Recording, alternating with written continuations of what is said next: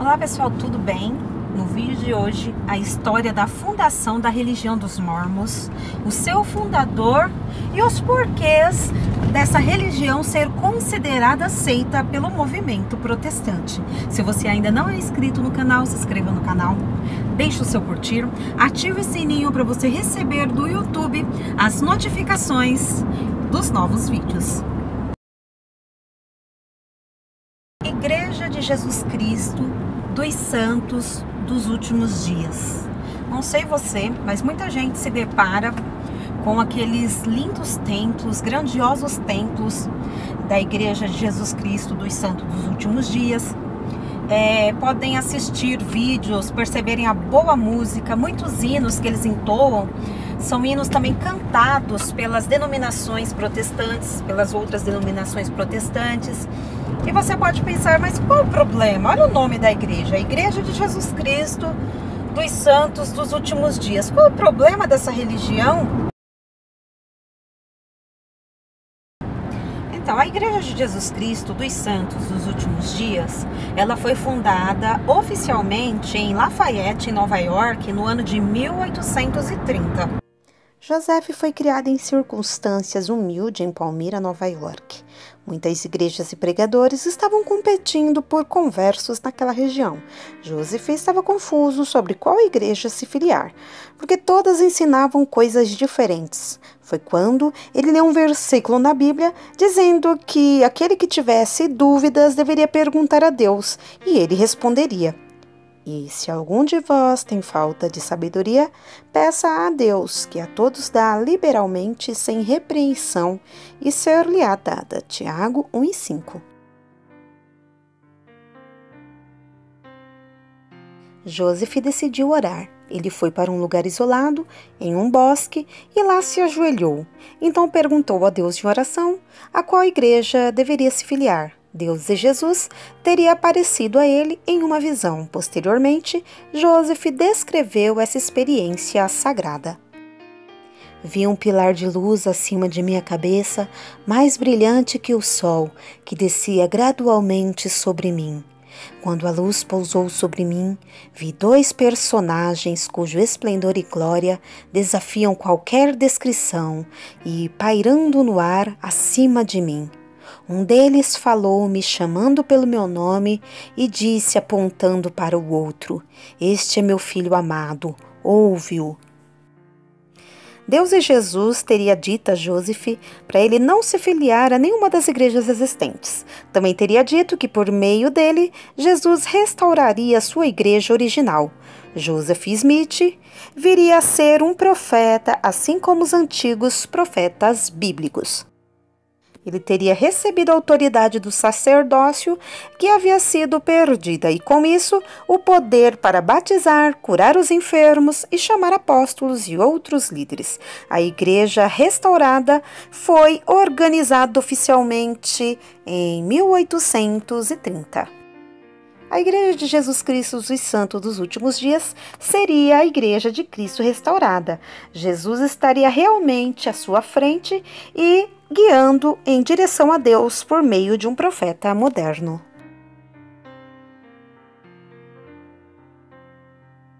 Para eles, a Bíblia é uma coleção de livros sagrados escritos por antigos profetas e historiadores.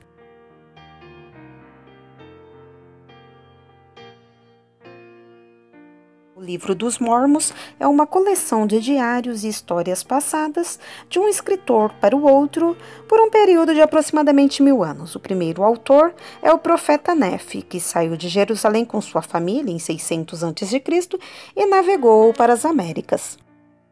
Nefe passou o registro para o seu irmão mais novo, que depois entregou a seu filho. Cada autor passou os registros a alguém em quem confiava. Mormon era o nome do profeta que reuniu todos os inscritos em um só livro, sendo por isso chamado o Livro de Mormon. Em 1823, Joseph Smith foi guiado aos registros antigos e teria traduzido pelo poder de Deus.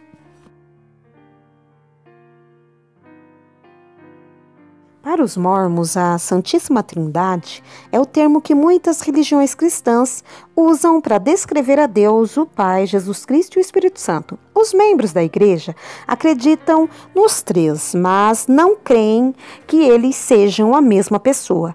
Eles acreditam que sejam um em propósito. Seu propósito seria ajudar a alcançar a verdadeira alegria nesta terra e na vida futura.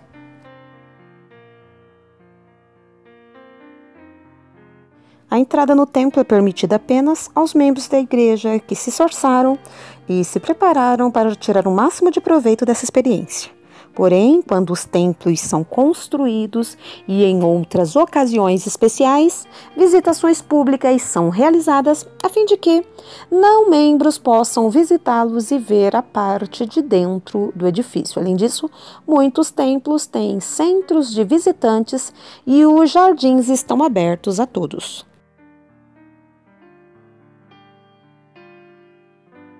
Para os mormons, enquanto os justos descansam, aqueles que foram iníquos viverão em uma prisão espiritual, geralmente chamada de inferno. A prisão espiritual, para eles, não é um julgamento final ou castigo eterno. Deus, para eles, é amoroso e justo, por isso o Evangelho de Jesus Cristo será ensinado aos que estão na prisão e eles terão oportunidade de aceitar o Salvador que os libertará. Eles têm uma visão diferente do inferno, bem diferente das imagens de lava, fogo, tridente retratados nos filmes. Para aqueles que decidem não seguir a Deus durante a vida, eles acreditam que seu espírito vai para um inferno temporário quando morrem. Nesse caso, o inferno refere-se mais a um estado de espírito do que a um local. A dor resulta do remorso e do pesar, não do fogo e do enxofre. Para eles, Deus e Jesus são infinitamente justos e misericordiosos. E eles creem que as pessoas que em vida não tiveram a oportunidade de conhecer a Jesus e aceitá-lo, terão essa oportunidade depois da morte. O Evangelho de Jesus seria ensinado a eles e, se decidirem se converter a Deus, eles terão um lugar no céu depois do julgamento final.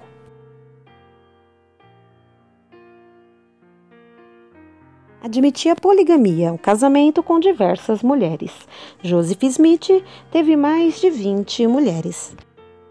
Brigham Young foi o segundo sucessor e teve um harém com 27 esposas. John Taylor, terceiro sucessor, teve 7 mulheres. Woodruff, em 1890, cancelou a poligamia, não por reformulação do movimento, mas por uma lei do Congresso americano que proibia a poligamia nos Estados Unidos. Cancelou a poligamia como lei, mas na prática ela nunca cessou. Com o consentimento da primeira esposa, eles não consideram poligamia, e sim acordo. Por que será a poligamia é defendida no mormonismo? Eles a consideram como uma revelação especial. Dizem que Jesus teria sido polígamo e se casado com Maria Madalena, Marta e Maria. Leva as mulheres a aceitarem a poligamia? Segundo a doutrina mórmon, as mulheres casadas são senhoras na eternidade. As mulheres que não se casarem serão servas e escravas. A função do homem, então, seria libertar o maior número possível de mulheres. A poligamia seria, então, a chave de acesso para serem senhoras na eternidade. Uma doutrina aberrante, humilhante que fere a dignidade da mulher. As escrituras ensinam a monogamia. Casamento selado. Acreditam que o casamento é para sempre, para além da morte, quando as escrituras sagradas diz que o casamento vai até que a morte os separe. Negam a Trindade e para eles Deus estaria em processo de aperfeiçoamento. Deus seria semelhante ao homem e eles veem Deus como uma extensão do pensamento humano.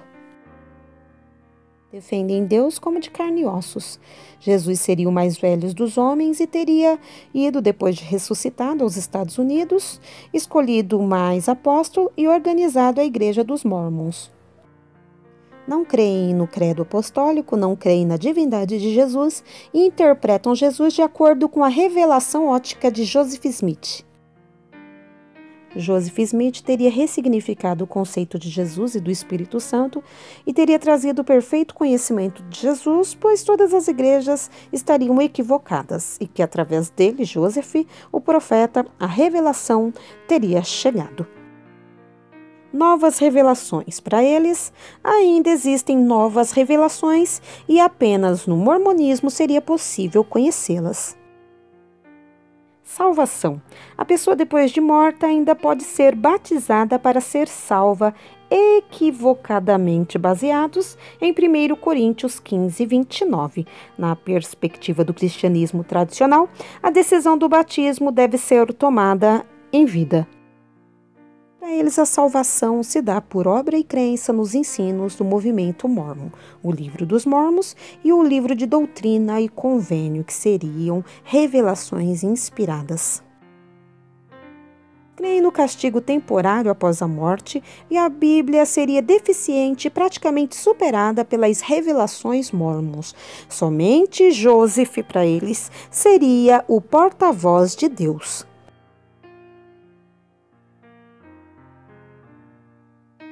O mormonismo é um movimento sectário e herético com mais de 9 milhões de adeptos no mundo, porém a maioria nos Estados Unidos.